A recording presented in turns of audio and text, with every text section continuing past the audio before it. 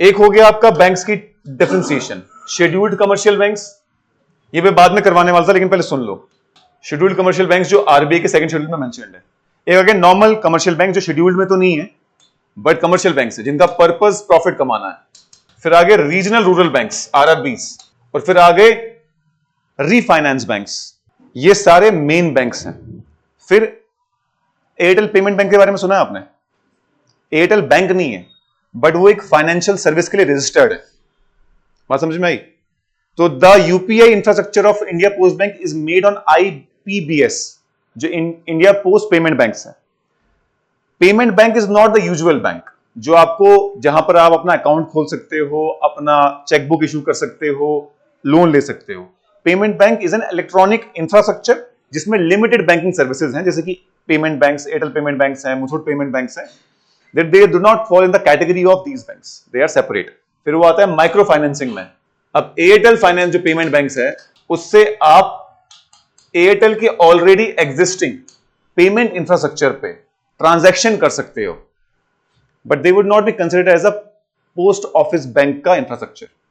सो post office से UPI नहीं हो रहा, ये एयरटेल पेमेंट बैंक सिस्टम से यूपीआई हो रहा है। जो पोस्ट ऑफिस का बैंक का इंफ्रास्ट्रक्चर है वो अलग है।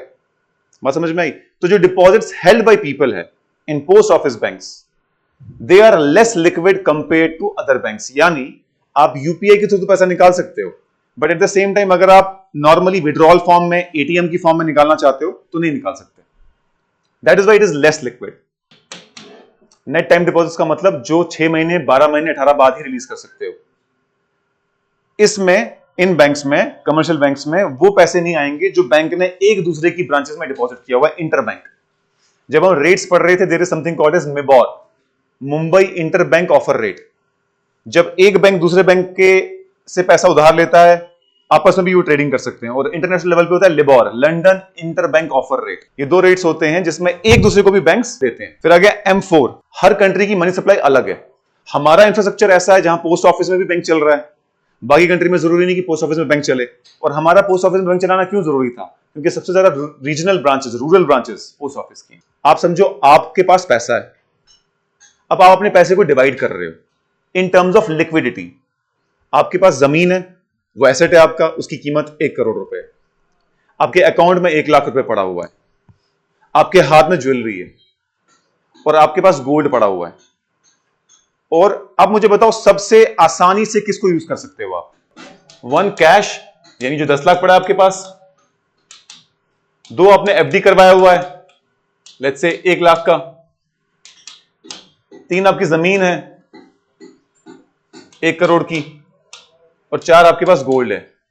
अब मैं आपको बोलता हूं जरा मुझे ऑर्डर करो in order of easy to use money, तो आप बोलोगे सर सबसे आसानी से मैं कैश कर सकता हूं, इसको तो मुझे बेचना पड़ेगा, इसको मुझे कन्वर्ट करना पड़ेगा कैश में, और ये तो मैं 6 महीने बाद ही यूज कर पाऊंगा। वैसे जितना भी पैसा मार्केट में है उसको आरबीआई ने डिफाइन कर दिया M1, M2, M3, M4 की कैटेगरी में।